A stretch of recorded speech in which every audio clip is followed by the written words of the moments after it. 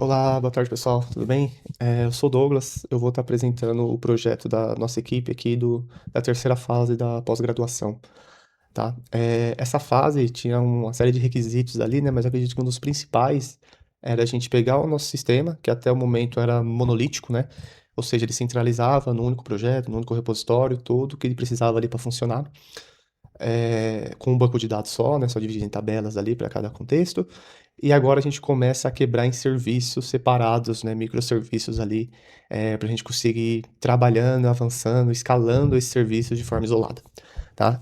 O requisito do projeto, dessa fase, né, era a gente quebrar em pelo menos 3 serviços, mas a gente analisando aqui, a gente chegou no consenso que era melhor a gente quebrar em 4, que são de usuários, jogos, bibliotecas e pagamentos. A gente resolveu modelar dessa forma, com esses 4 contextos, né, delimitados, porque biblioteca pra gente, ela é uma entidade de primeiro nível, né? Essa relação entre jogo e usuário.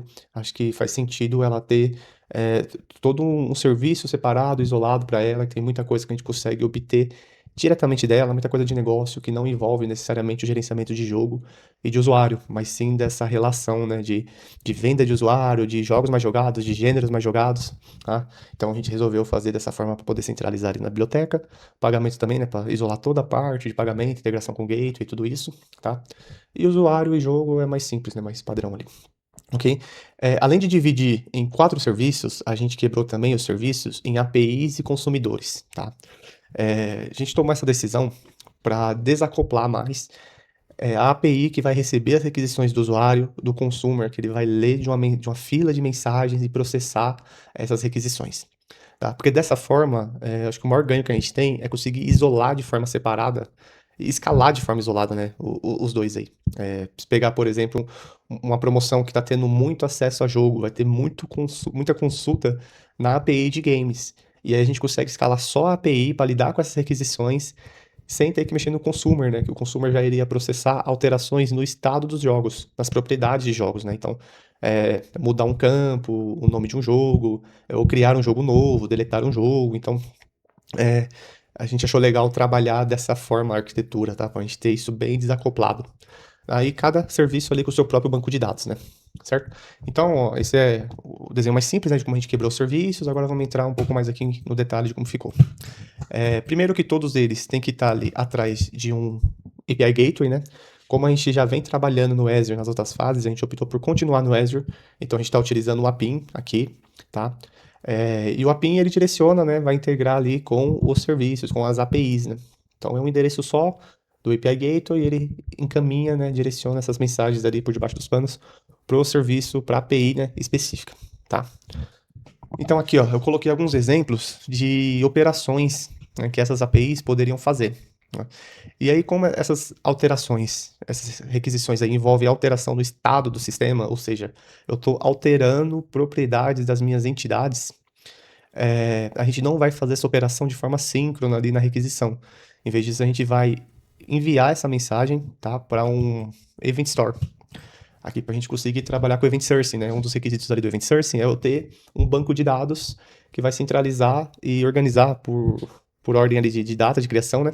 Todos os eventos do meu sistema que envolveu alterar algum dado. Tá? E aí, com isso, a gente até consegue reconstruir o estado atual do sistema, né? Reprocessando toda essa cadeia de eventos que foi armazenada ali. Então, nada acontece no sistema de alteração de informação, tá? Não é para consulta. Consulta eu posso consultar, não tem problema. Mas para alterar uma informação sem antes esse evento ser salvo ali no Event Store, tá?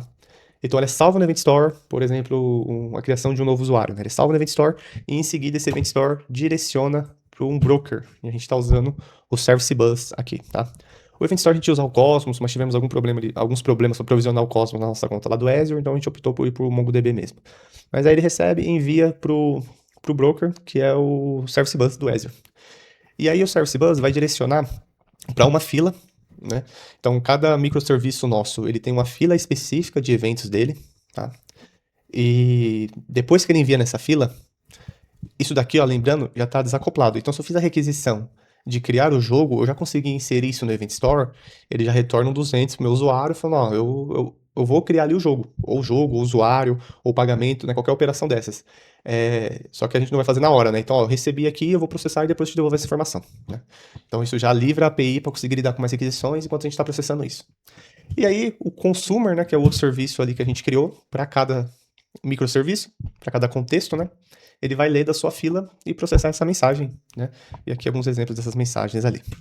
E aí, como falei no desenho anterior, né, cada serviço tem também seu banco de dados isolado ali, tá? Esse é um desenho mais conceitual, tá? Porque jogos, por exemplo, a gente tem até um banco relacional que a gente mantém para cruzar informações ali que a gente precisa, mas a gente indexa esses dados no Elasticsearch também, né, para a gente ter esse ganho aí de buscas mais avançadas, né, mais personalizadas e tal. Então esse é o desenho mais conceitual, tá?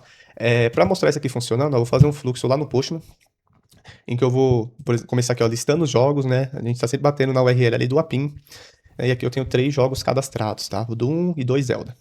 Então eu posso listar aqui os mais vendidos. O Breath of the Wild ele vai estar sempre primeiro, porque eu configurei lá para ser o jogo mais vendido, tá? Então vamos lá, eu vou começar aqui criando um usuário. Eu gero algumas informações aqui aleatórias para fazer esse cadastro. Esperar um pouquinho aqui. Pode demorar, porque eu acabei de startar o serviço, né? A gente ia deixado eles parado para não consumir nossos recursos ali do Azure. A gente teve alguns problemas com recurso, porque estourou um pouco o limite lá, a gente provisionou bastante serviço, né? Mas vai dar certo. Então, beleza, ó, ele recebeu lá, deu 201, ele conseguiu criar o usuário. Vamos ver se eu já consigo autenticar com esse usuário, certo? Ele gerou o token, tá? E aí, vamos lá. Se eu já criei esse usuário, eu vou pegar ele aqui no banco, porque eu não retorno ele na hora, né? Ele é criado no segundo momento, tá bom? Mas se eu vim aqui, ó, eu consigo pegar pela data qual foi o usuário criado. No meu caso, foi este aqui. Tá? Então, só substituo aqui o ID dele. E aí, a biblioteca dele, ó, ele não me retorna nada, porque ele acabou de criar a conta, né? Não tem nenhum jogo. Então, eu vou lá e vou solicitar a compra de um jogo, tá? Fazer aqui a requisição, solicitei a compra, mas ele não vai para minha biblioteca ainda, porque eu não realizei o pagamento, né? Eu só fiz o pedido de compra. Então eu vou lá, vou fazer o pagamento, vou só pegar o ID aqui desse pagamento pendente lá no banco de dados, né? E enviar aqui para ser processado. Deu 200, vamos ver se deu certo. Se eu pegar aqui minha biblioteca, ó, ela tá lá. Ah, não, deixa eu só atualizar aqui, perdão, o ID do usuário. Então, atualizando o ID do usuário, ó, ele deve ter um jogo na biblioteca, que foi o jogo que a gente acabou de comprar, certo? Agora vamos lá, essas duas buscas, elas são abertas, né? Porque é busca da loja de jogos, então eu não preciso ter autenticação, né? De todos os jogos e dos jogos mais vendidos, que eram alguns dos requisitos dessa fase. E outro requisito de busca é eu fazer uma busca personalizada. Essa daqui ela já vai passar o token de autenticação, porque eu preciso estar logado, porque eu vou levar em consideração o histórico de compras do meu usuário para eu incrementar essa busca que ele está fazendo aqui na loja. Tá? Então eu vou buscar aqui o Zelda, por exemplo. Ele trouxe os dois. E o Breath of the Wild ele trouxe primeiro, porque ele o Breath of the Wild foi mais vendido. Então ele dá um peso maior para esse jogo. Tá? Deixa eu até mostrar isso aqui no Elastic. Se eu pegar aqui, o Tears of the Kingdom vendeu 2, enquanto o Breath of the Wild já vendeu 100, né? Então ele prioriza ele ali tanto no mais vendidos, quanto na busca personalizada, vai tentar sugerir ele primeiro, porque ele é mais popular. Tá? Esse é o fluxo ali que a gente fez uma jornada aí de usuário. Né? Então eu vou aproveitar e mostrar aqui também um documento aqui que eu tinha feito para mostrar um pouco melhor como funciona essa compra de jogo, tá? A compra de jogo é um exemplo legal porque ela vai envolver todos os 4 serviços que a gente tem, tá? Então vamos lá, primeira coisa eu faço a busca, né, da API de games, que ela vai lá no Elasticsearch, né, fazer aquela consulta e devolver o resultado aqui. E aí quando eu requisito uma compra, ele vai cair ali para a API de biblioteca, que vai validar o usuário na API de usuário e vai validar o jogo na API de jogos. Dando certo, ele insere na fila esse pedido de compra e retorna 200 lá para o usuário e fala, ó, recebi seu pedido de compra, agora é só realizar o pagamento. E aí, em paralelo, o consumer já vai pegando esse pedido, já salva no banco de dados lá que está pendente. E aí, quando ele envia o pagamento, que é essa terceira etapa, a API de pagamentos vai buscar o pedido lá na biblioteca, né, que está pendente de ser pago ainda. Esse jogo ainda não está liberado para ele na biblioteca. Vai validar e vai jogar na API de pagamento. E aí, quando o consumer de pagamento conseguir processar esse pedido, eu atualizo o status dele e mando lá para a fila da biblioteca, falando: ó, esse jogo tá ok, pode liberar para o usuário. Tá? E aí, o consumer da biblioteca lê essa informação e aí, de fato, adiciona o jogo na biblioteca do usuário. Tá? Então, esse aqui é um fluxo bem simples, mas mostra aí todos os nossos serviços conversando, trocando informação, né, de uma forma mais desacoplada. Certo? Então, eu vou mostrar aqui rapidinho como ficou esses nossos serviços lá no Azure. Tá? A gente tem aqui ó, 4 pipelines. Essa daqui não está mais em uso, era a nossa antiga, né? Uma para cada serviço, agora isolada, né? Com suas etapas ali de build, de gerar imagem, de publicar imagem. Tá? Esses recursos, eles estão ali no Azure Container Apps, tá? Para ver eles aqui, ó, tudo separadinho. E a gente tem também uma function que ela faz o envio dos e-mails, tá? Tá lá no Azure Functions também, certo? Não apareceu aqui porque tá na conta de outro membro aqui da equipe, da Alexandre, então ela não apareceu aqui, mas tá o código dela aqui, ela tá rodando também, tá? Aproveitando que eu tô mostrando os recursos, né? Vou mostrar aqui o Elasticsearch com os jogos que eu tenho lá dentro. E a gente, como quebrou o monolito nos serviços, a gente manteve o monitoramento também nos 4 serviços, tá? Esse daqui, Cloud Games, era o anterior, né? E aí a gente fez um para cada serviço agora. Vou esperar o New Relic carregar aqui.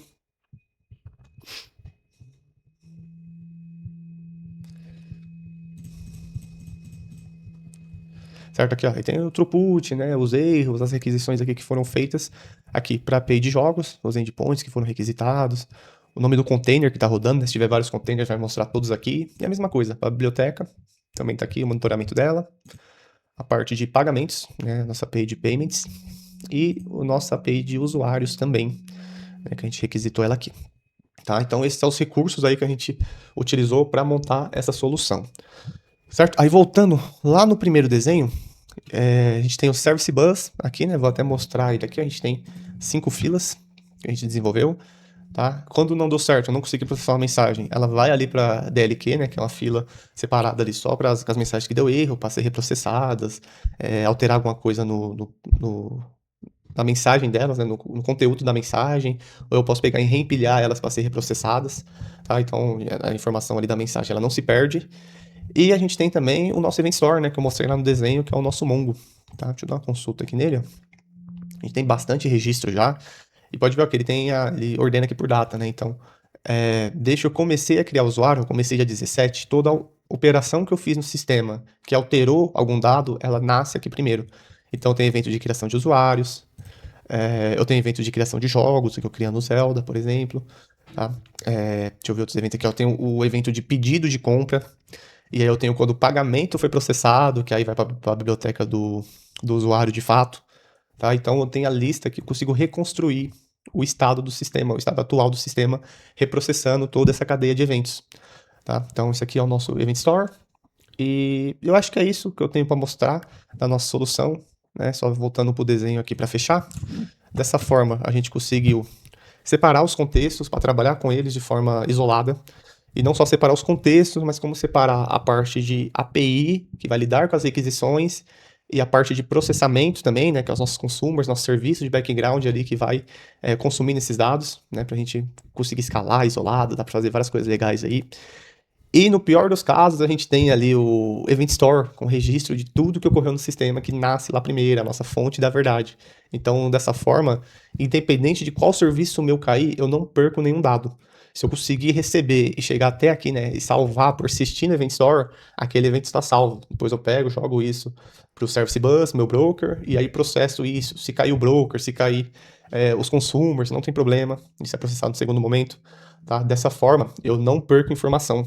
Aí a gente consegue trabalhar com equipes isoladas, trabalhar de forma isolada no sistema, sem perder, sem ter o risco ali de perder informação e tudo isso bem desacoplado. Tá? E fica transparente para o cliente, né? Como eu mostrei lá no Postman, todos os meus endpoints aqui, ó, chama sempre a mesma URL do APIM. Então é como se para o cliente fosse um monolítico, um serviço só exposto aqui, uma API só, né?